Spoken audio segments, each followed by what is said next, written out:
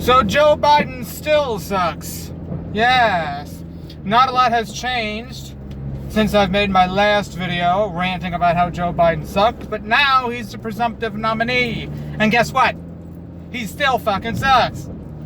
But now he's got some committee he put together with AOC, Andrew Yang, Bernie, and a bunch of others to try to come up with some progressive left policies. Yes, or policies in general. And yeah, he's also got some committee to look for a VP, because I guess it takes a lot of effort to find someone who's competent, because when you're so strong as Joe and you can easily stand on your own 2 feet, I guess you really need a strategic VP to help you win, because you're so confident on your own, right? You're so confident on your own, you need a vice president who's a woman, who's black, who comes from the South, who comes from the Rust Belt, comes from the battleground stage, because you're so great on your own 2 fucking feet. But anyway, back to the committee for policy. Here's my thoughts. Joe's full of shit. Because if Joe cared about these progressive policies at all, he would have been supporting them from day one. His initial announcement video for president wouldn't have been, 2 years ago, you had the shooting, that church shooting, and it was so awful, the racists, Trump and evil.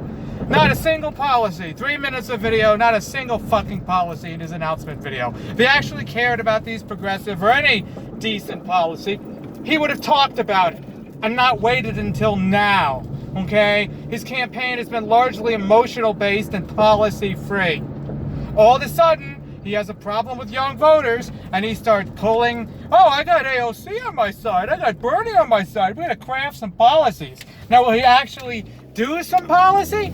I don't know. Will he actually come up with some decent policies with this committee? Maybe.